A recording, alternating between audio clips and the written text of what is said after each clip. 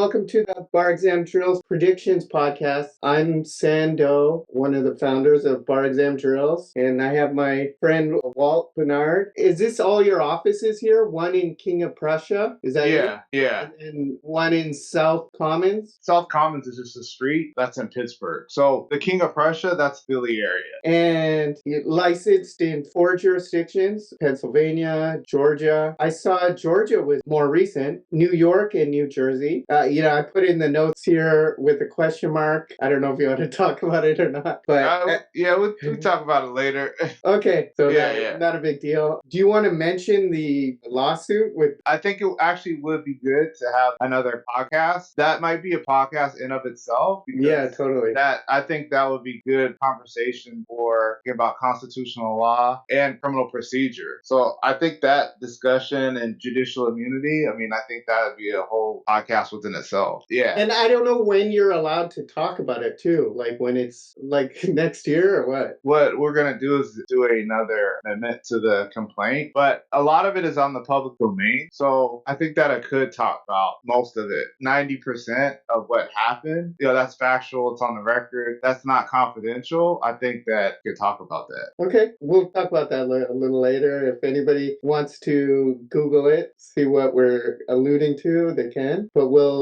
probably do an episode on that later. And then it could also be bar prep, right? Yeah, absolutely. I just wanted to say to the viewers that these are just predictions, right? They're totally just predictions. And how I did this spreadsheet was it's 2 kind of data points. It's what they've tested the most going back in time, and then also what they tested most recently. So you have 2 different data points that you have to reconcile. So I don't have that much data on it. I could go back further, but this is what I have in the app so far to 2018. And I heard they don't test juvenile anymore, and they also declared that they wouldn't test trusts anymore, although I haven't seen it. But anyways, con law is looking really up there, don't you think? Yes. They give 3 questions, and 2 out of 3 of them say ethics or professionalism at the end. So just assume that they're all going to have something to do with ethics, which is very California-like too, right? Right. So I would say, just to report to you, Walt, on what I've been seeing, it looks like con law is like a favorite, and they haven't done that in a long time. So I think that's like number 1 prediction. Contracts and torts, they both recently done those twice. So I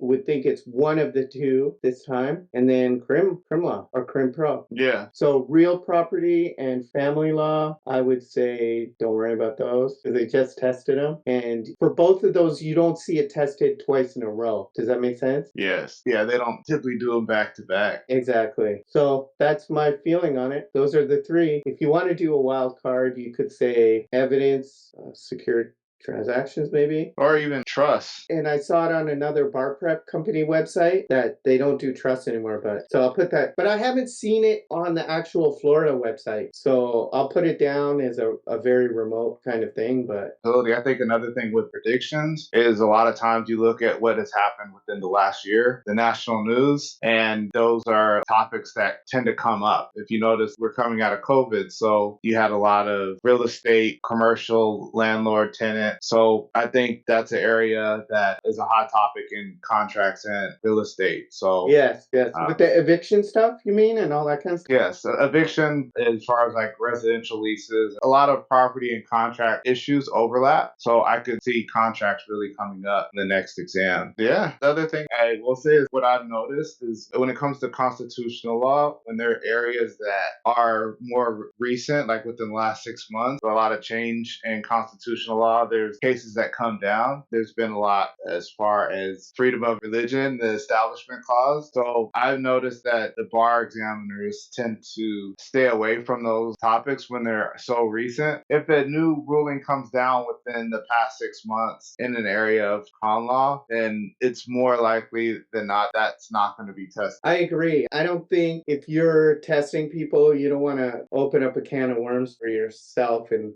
for the examiners.